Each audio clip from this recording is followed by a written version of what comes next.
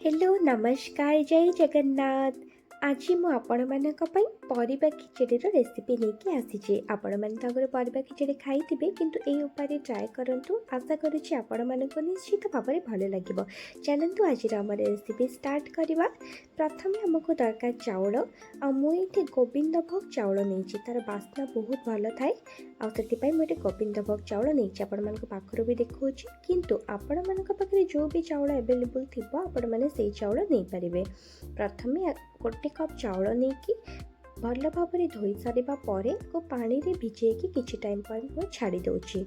तापरे सेही कप रे मापिकी मु मुग डाली नउछि। मुग डाली को डायरेक्ट आपण माने सेमिति देबेनी। प्रथमे आगे कढ़ई रे ताको गोल्डन ब्राउन हवा पर्यंत भल भाव में भाजी नेबे। तापरे जाइकी मुग डाली को सेम प्रोसेस रे मुग डाली को धोई देकी ताको भी मध्य पानी रे भिजेकी किछि टाइम पर्यंत आमे छाड़ी देबा। आपण माने याको सोमवार किंबा गुरुवार किंबा कोनोसी पूजा पर्व रे खिचड़ी बनेके खाई परिबे, बहुत भल लागिबो। मु एठी सिल्वर गोटे डेक्ची नेछि। आपण माने सेमति मोटा किछि गोटे डेक्ची बाट नेबे जाकि खिचड़ी बनेला बेले तळु सेटा लागिबनी। परिबारे मु एठी नेछि गाजर, आलू, फुलकोबी, बोईतालु आ मटर छुई। आपण माने चाहिले बीम भी नहीं पारिबे, खंब आलू भी नहीं पारिबे। मंदिर मानकरे जो खिचड़ी हुए से सब किछि परिबा पड़ी थाए, पकेले बहुत भल टेस्ट आसे। मो पाखे जतिके परिबा थिला अवेलेबल थिला मु सेतिकी ही नेछि। प्रथमे से डेक्ची रे मु 2 चम्मच रिफाइंड ऑयल देकिना फुलकोबी और आलू को किछि टाइम फ्राई होबा पई छाड़ी देबी। आपण माने चाहिले घी भी यूज करि परिबे। घीर टेस्ट बहुत भल आसे किंतु मु एबे फ्राए करबा पई एको घी यूज करूनी, ऑयल यूज करूची। या नेक्स्ट मु घी यूज करबी। आपण माने देखि कि भाबुतबे फुलकोबीटा हमर येलो येलो काहे कि देखा जाउची। आ एबे तो फुलकोबी दिन सरी आसिलानी, सेति पई मु फुलकोबी को प्रथमे पानी रे हळदी टिके पकेई कि ताको सिझेई देइथिली।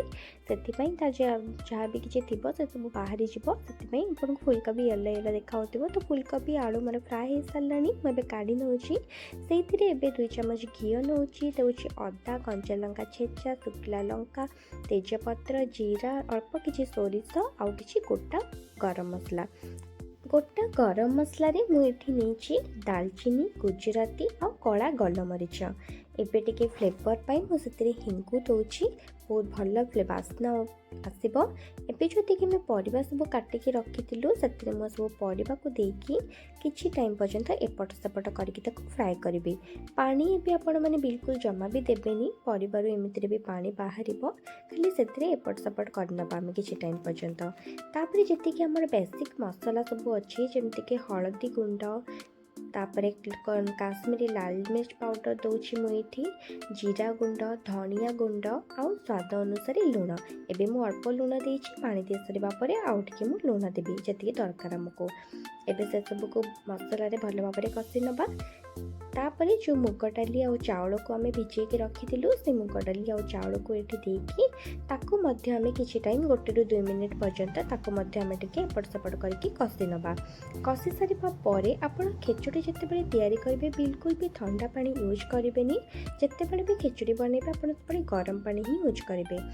गरम पानी मु साइड रे बसे दीछि पानी गरम होबा पई। 2टा टमाटर दउछि, एबे पानी देइसकी सेतरे लूण देइ सालिनी। एबे ताको ढांकी दउछि। प्रति 3 ରୁ 4 मिनिट हबा भितरे मु ताको चेक करूथिली।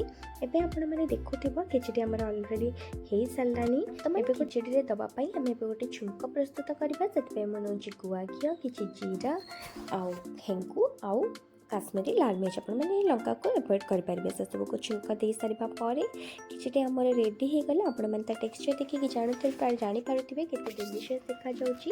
लास्ट रे मु एबे दउची किछि धनिया पत्र आ गरम मसला। मु एठी रुचि रो गरम मसला यूज करूची। आपण मानक जदि होममेड गरम मसला आपण निजे घरे बनौछथि गरम मसला सेटा को भी आपण दे पारिबे। त खिचड़ी त हमर ऑलरेडी रेडी हे सालानी। आपण मानक केमिति वीडियोटी लागिला मते कमेंट रे निश्चित जणैबे। आ खिचड़ी बहुत ही टेस्टी होता। आपण मैंने भी निश्चित घरे बनातु, खातु और समस्त को खुआतु। वीडियो भल लगुले निश्चित लाइक कटे, शेयर और सब्सक्राइब करने जमा भूलें। रही जय जगन्नाथ।